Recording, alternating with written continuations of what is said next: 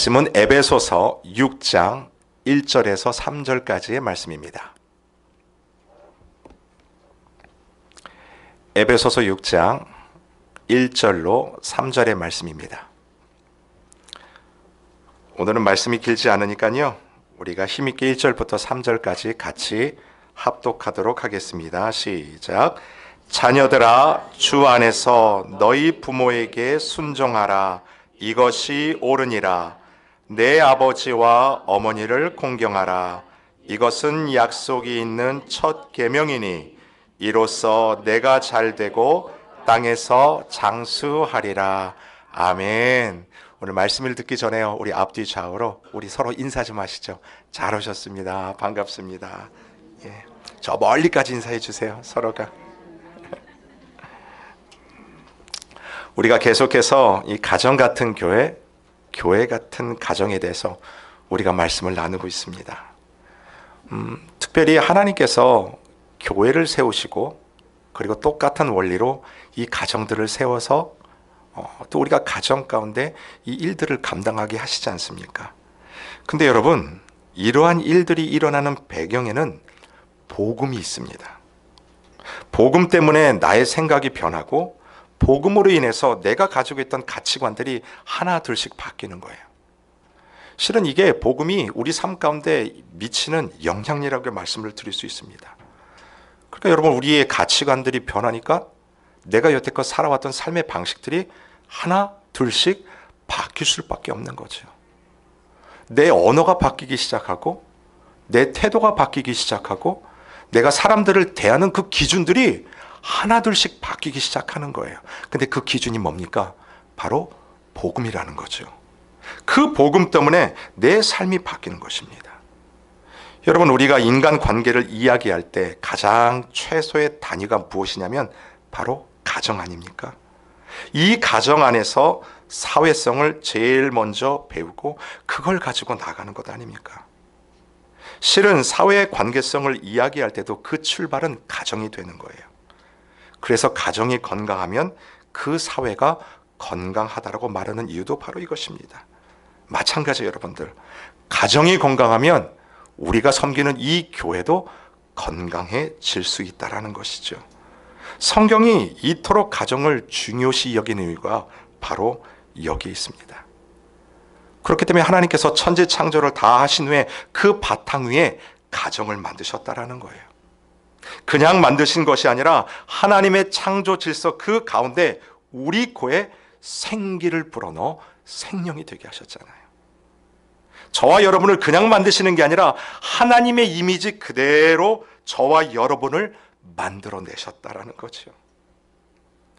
여러분은 당연히 하나님의 형상대로 지음받은 우리가 복음으로 인해서 어떠한 삶의 변화에 이루어야 될까요? 여러분, 오늘 에베소서 5장 20절과 21절을 먼저 보겠습니다. 실은 이거 굉장히 중요한 말씀이에요. 이게 전제가 되어야 비로소 우리의 가정을 이야기할 수 있는 거예요. 같이 함께 읽겠습니다. 시작. 범사에 우리 주 예수 그리스도의 이름으로 항상 아버지 하나님께 감사하며 그리스도를 경외함으로 피차 복종하라. 아멘. 여러분 잘 보세요. 먼저는 아버지 하나님께 무엇한다라고 말씀을 하냐면 감사한다라는 거예요. 근데 누구의 이름 안에서냐면 in Christ예요. 예수의 이름으로. 결국 복음 안에서 복음 때문에 우리 삶 가운데 제일 먼저 나타나는 반응은 하나님께 대한 감사가 일어난다라는 것이죠. 그래서 우리가 어떤 일을 만나든지 어떤 상황 가운데 있든지 그것을 통해서 우리가 쓰러질지언정 내 안에 있는 감사를 잃어버릴 수 없다라는 거예요. 여러분, 이 안에 하나님을 향한 감사가 복음 때문에 생겨났다라는 것입니다. 저는 이것을요, 내적인 은혜라고 말씀을 드리고 싶어요. 우리 안에 감출 수 없는 이 내적인 은혜가 감사로 드러납니다.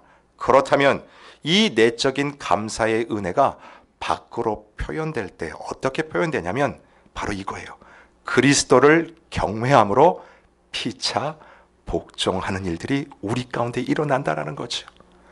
강압적으로 일어나는 것도 아니고 위협하거나 윽박질러 얻어내는 복종이 아니라 피차가 하는 복종이에요. 그것도 누구 안에서요? In Christ예요. 복음 때문에 이 일이 일어나지요.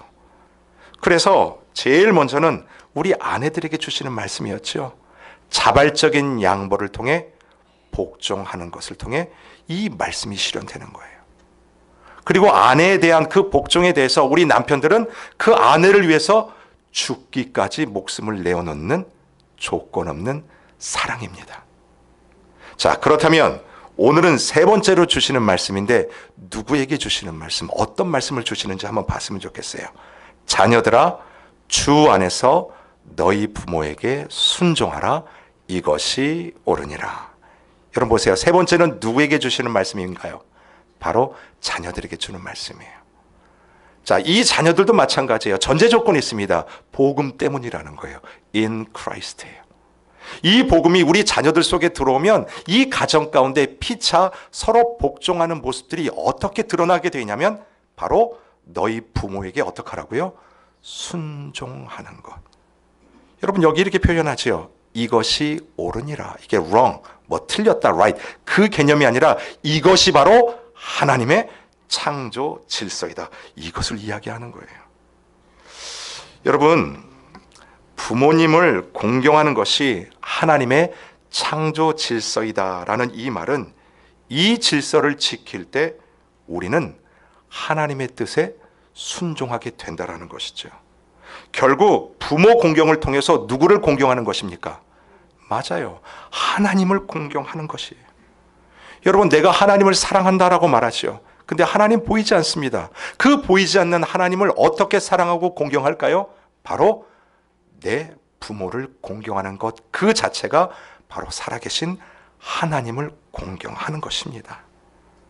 그래서 성경이 말하는 하나님이 우리 가정 가운데 만들어주신 이 질서가 뭐냐면 내가 부모에게 공경하는 이것이 바로 영적인 일이라는 거예요. 단순히 도덕적인 그 일을 넘어서 하나님의 그 일 가운데 함께 하는 것, 그게 바로 부모님에 대한 순종과 공경이라는 것이죠. 그래서 성경을 보시면요, 하나님과의 관계가 깨어질 때 나타나는 반응들이 있어요. 한번 봤으면 좋겠습니다. 너는 이것을 알라. 말세에 고통하는 때가 이르러 사람들이 자기를 사랑하며 돈을 사랑하며 자랑하며 교만하며 비방하며 바로 이 부분이에요. 부모를 거역하며 감사하지 아니하며 거룩하지 아니하며. 여러분, 우리가 그런 말들 종종 하지 않아요? 야, 말세다. 말세가 됐다. 막 주위에서 말도 안 되는 막 살인이 일어나고 막 그런 일들이 일어나면 우리가 뭐라고 그래요? 야, 말세다. 근데 그 말세 중에 어떤 일이 일어나요? 부모를 거역하는 일들이에요. 이 부모를 거역하는 일들이 우리 주위에 일어나면 그거는 말세라는 거예요. 그만큼 이 부모 공경이 영적인 일임을 성경은 이야기하고 있습니다. 한 곳을 더 봤으면 좋겠어요. 로마서입니다. 또한 그들이 마음에 하나님 두기를 싫어하며, 그러니까 하나님 없는 마음 가운데 일어나는 거예요. 하나님께서 그들을 그 상실한 마음대로 내버려 두사 합당하지 못한 일을 하게 하셨으니 곧 모든 불의, 추악, 탐욕, 악의가 가득한 자요, 시기, 살인, 분쟁, 사기, 악독이 가득한 자요, 수군수군하는 자요, 비방하는 자요. 함께 읽겠습니다. 하나님께서 미워하시는 자요, 능욕하는 자요, 교만한 자요, 자랑하는 자요, 악을 도모하는 자요, 부모를 거역하는 자요. 여러분, 이 하나님의 말씀 앞에서 우리가 오늘 이 부모 공경에 대해서 다시 생각해 봐야 되지 않겠습니까? 부모님에 대한 이 거역은 단순히 도덕적으로 끝나는 문제가 아니라는 거예요. 하나님과의 깊은 관계가 깨어짐을 통해 나타날 수밖에 없는 삶의 현상이라는 거죠. 자, 그렇기 때문에요, 우리가 이 부모님과의 관계가 회복되는 것을 통해 살아계신 하나님과의 관계의 회복을 경험할 수 있게 된다는 것입니다. 그만큼 우리 부모님에 대한 공경이에요.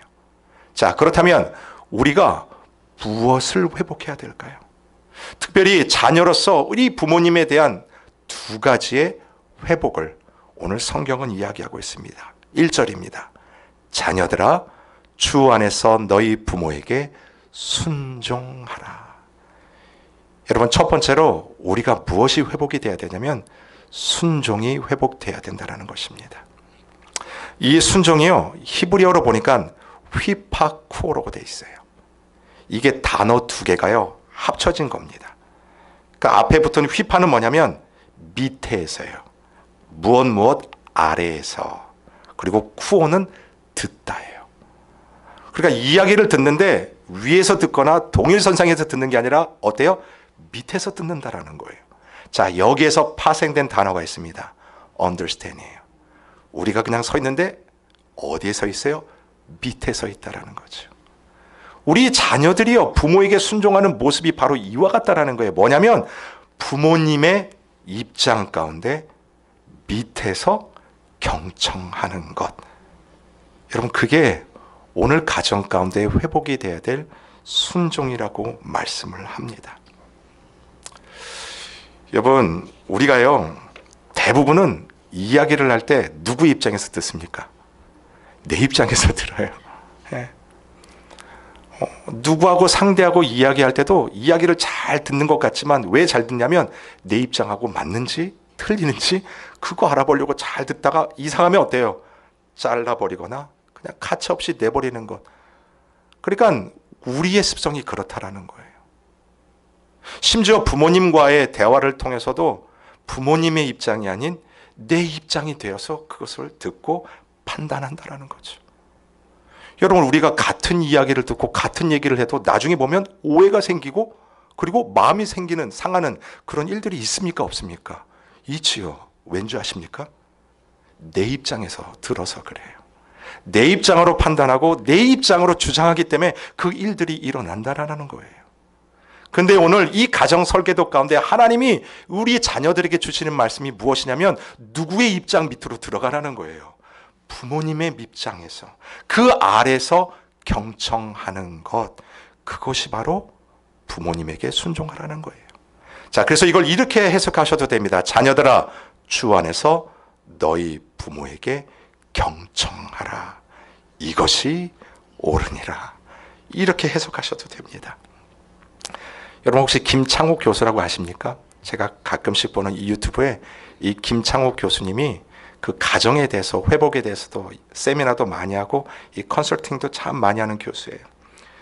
그 강의 중에서 나왔던 사연 중에 하나인데, 어떤 아버지가 이 분간 딸에게 늘 전화를 거시면서 하시는 말씀이 있었대요.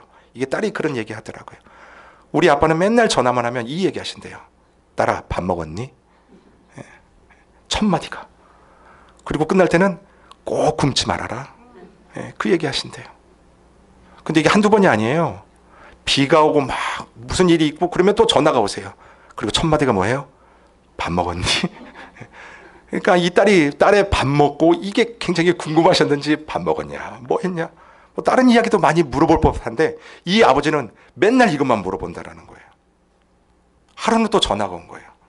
먼저 이 딸이 선수를 쳤어요. 아빠, 밥 먹었냐는, 딸은 식사했냐고 물어보진 않았어요.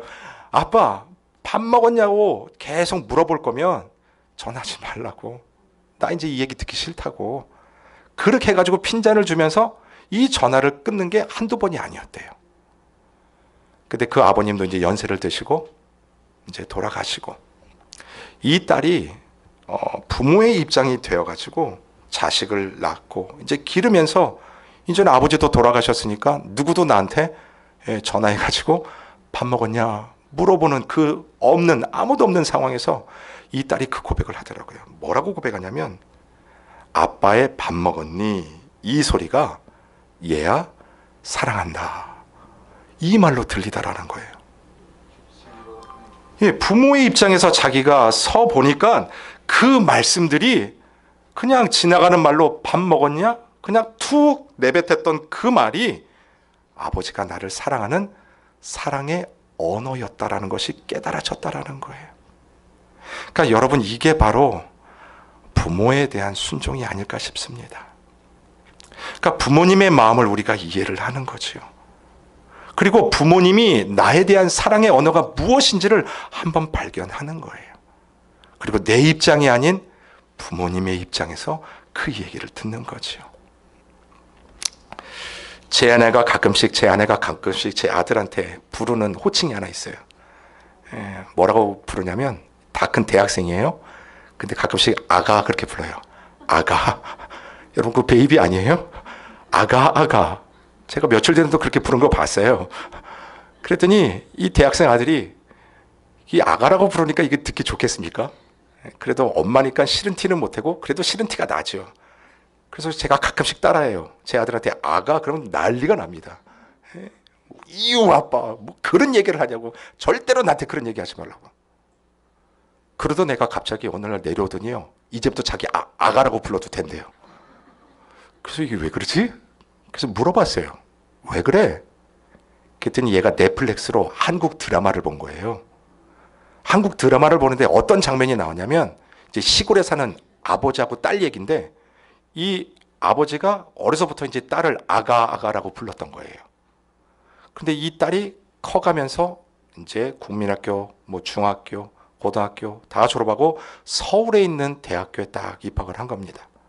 그러니까 이 아빠가 시골에 있는 짐 다 챙겨가지고 하숙집에 딱 짐 다 해주고, 이제 이 딸하고 고속터미널에서 이제 헤어지는 거예요. 그 씬이에요. 이제 아버지는 고속버스 안에 딱 탔고, 밖에는 다 큰 딸이 이제 아빠 배웅한다고 이렇게 손을 흔드는 거예요. 근데 장면이 다시 아빠한테 쫙 옮겨갑니다. 그리고 아빠가 그러는 거예요. 손 흔들면서 아가 안녕. 근데 이때요, 자, 감독이 대단해요. 쫙 앵글이 어디로 바뀌냐면 밖에 서 있는 큰딸의 모습이 딱 바뀌는 거예요. 근데 큰딸이 서 있어야 될 그 자리에 큰딸이 서 있는 게 아니라 옛날에 아빠가 아가라고 불렀던 그 소녀, 자그만 애가 거기 서가지고 손을 막 이렇게 흔드는 거예요. 그랬더니 제 아들이 그 장면을 보고 회개를 했어요. 아, 왜 엄마가 나한테 아가라고 부른지 아는구나. 그때 깨달았다는 거예요. 다 큰 아들이지만 여전히 엄마에게는 뭐예요? 아가잖아요. 우리의 머리가 희끗희끗 휘어졌지만 실은 오늘 자녀로서 내가 섬겨야 되는 부모님에게는 여전히 내가 아가일 수가 있다라는 생각이 들더라고요. 근데 얘가 그것을 딱 보고 엉엉 울면서 내려오면서 하는 말이, 이제부터는 아가라고 불러도 돼요. 아가가. 저희 집에 평화가 찾아왔어요. 상대방의 입장에 딱 서면요, 이해 못할 부분이 없는 것 같아요. 근데 이게 단지 부모와 자식 관계뿐만이 아닌 것 같습니다. 때로는 부부 사이에서도요, 남편이 아내 아래에서 경청할 수 있잖아요. 아내는 남편의 입장이 되어서 그 밑에서 듣지 않습니까? 우리 교회에서도 마찬가지예요. 예.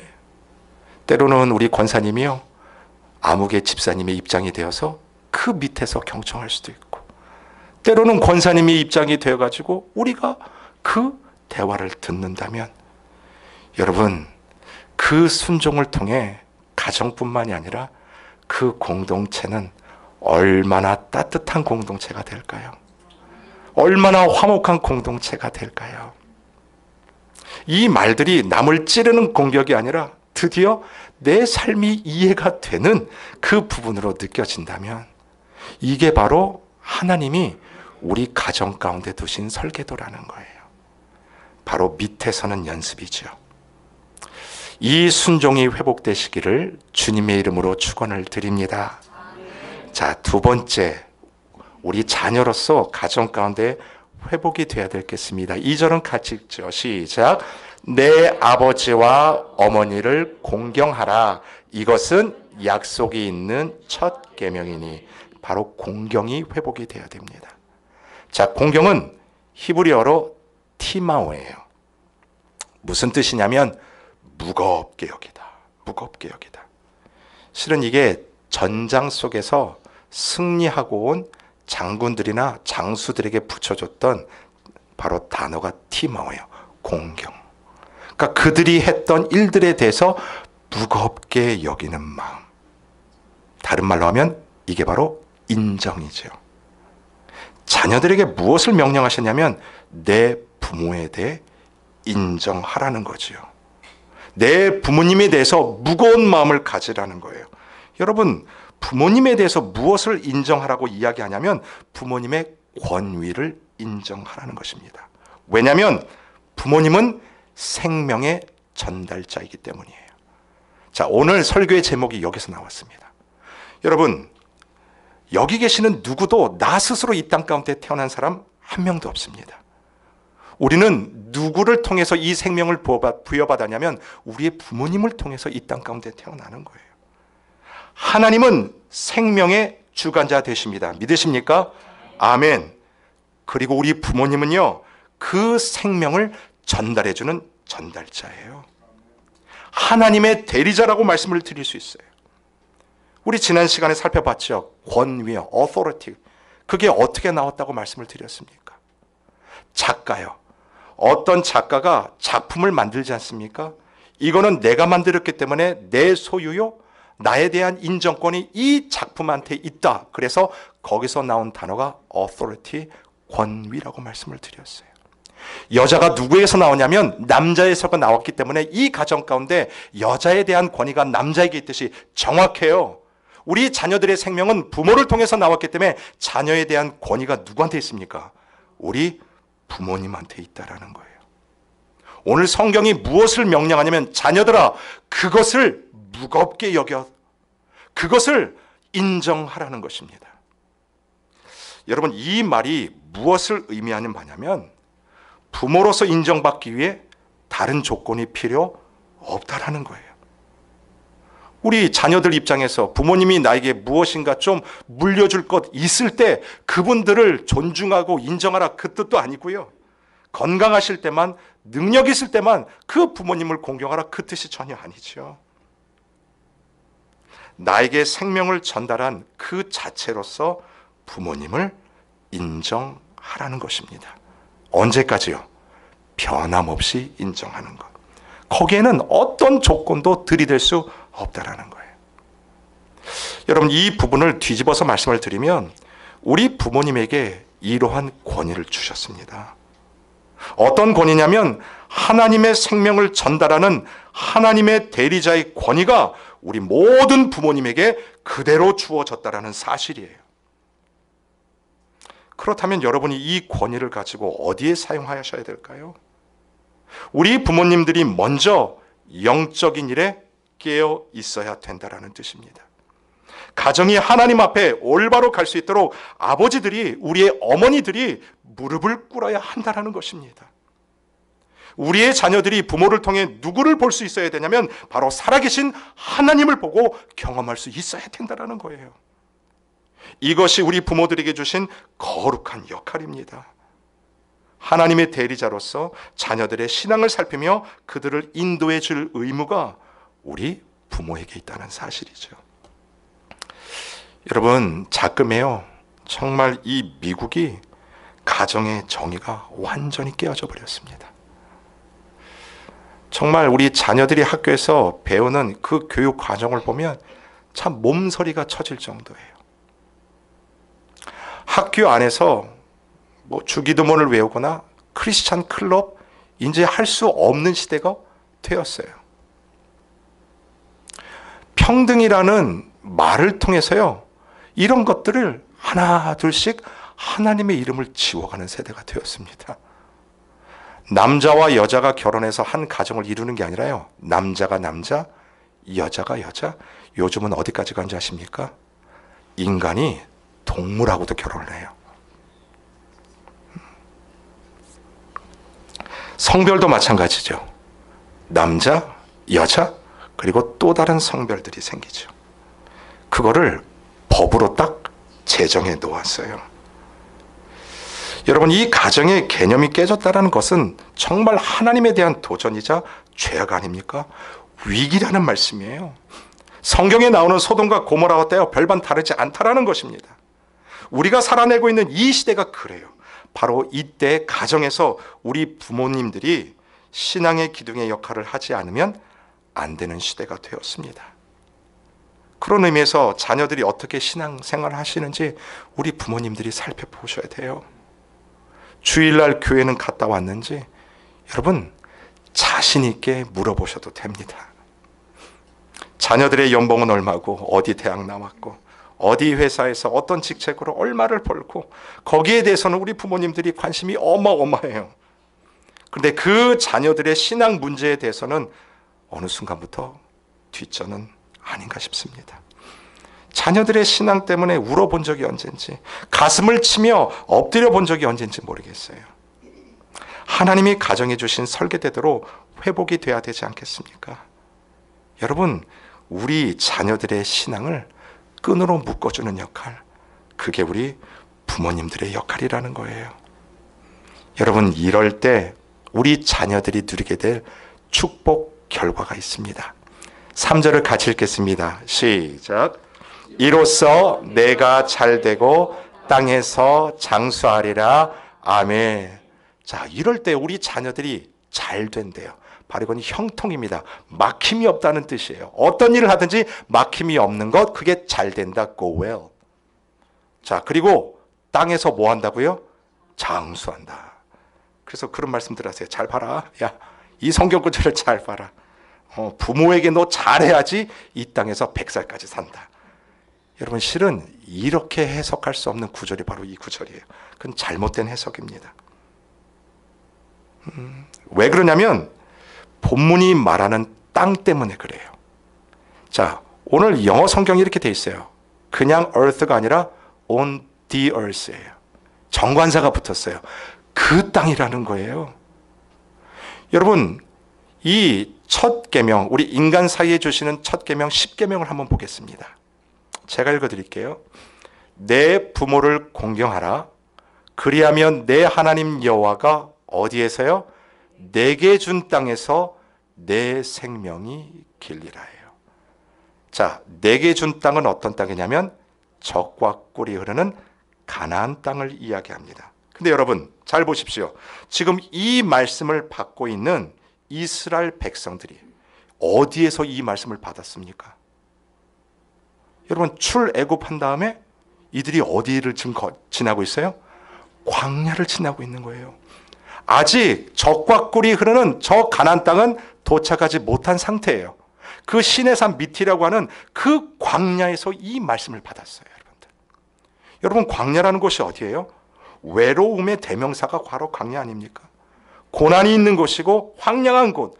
그런데 그 광야에서 주시는 하나님의 약속이 무엇이냐면 젖과 꿀이 흐르는 내가 너에게 약속한 저 땅을 예비해 놓으셨다라는 거예요.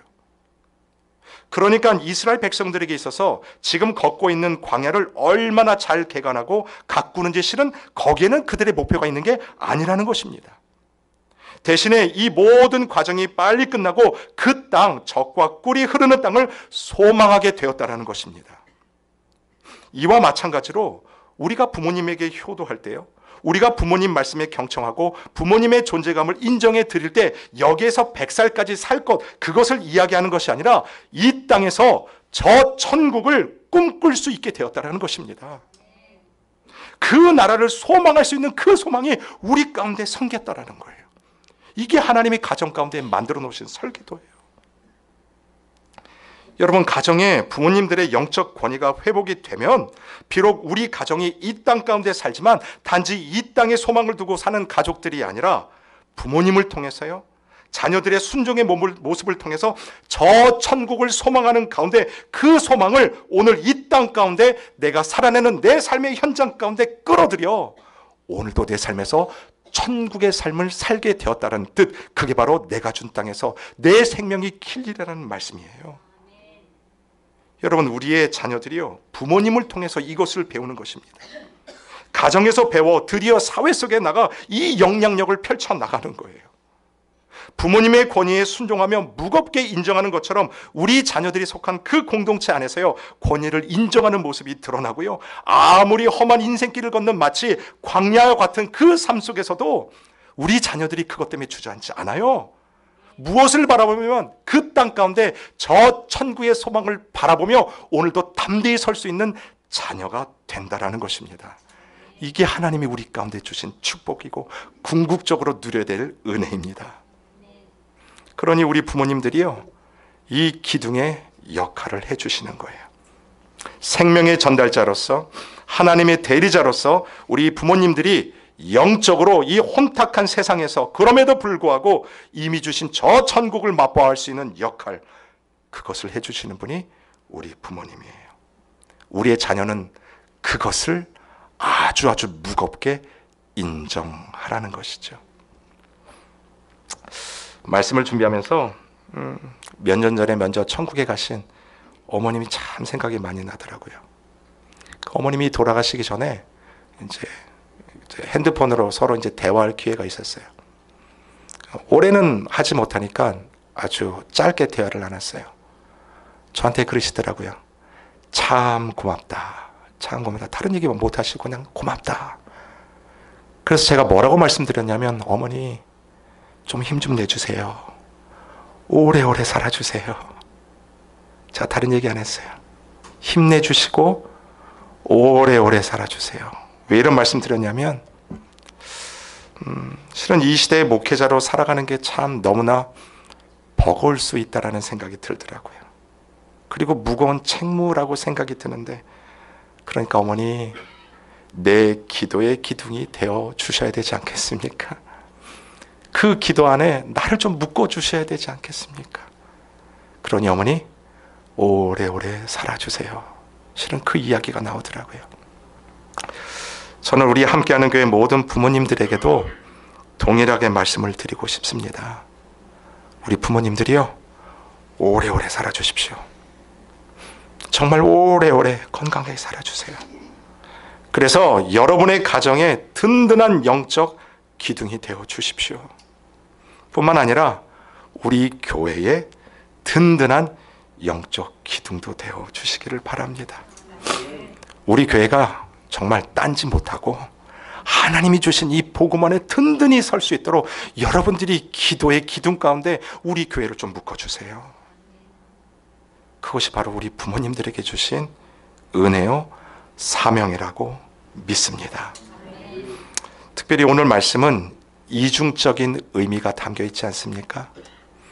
어떤 분들에게는 그냥 자녀만 케어하면 되는 그냥 부모의 입장으로 계시는 분들도 있지만, 또 많은 분들은 자녀를 길러내는 부모의 입장이지만 또 살아계신 부모님을 모셔야 되는, 어때요? 자녀의 입장에서 오늘 설 수도 있는 분들이 계시지 않습니까? 그렇기 때문에 오늘 말씀이 동시대적으로 주시는 말씀이에요. 바라기는 우리의 가정 가운데 먼저 하나님이 우리 부모님에게 주신 영적인 권위, 생명의 전달자의 역할을 감당하시기를 바랍니다. 그리고 이 가정 가운데 하나님의 말씀으로 인하여 서로 순종하며 공경함을 통해 저 천국의 삶을 내가 살아내는 이 가정 가운데 누리시는 여러분 되시기를 주님의 이름으로 축원합니다. 아멘.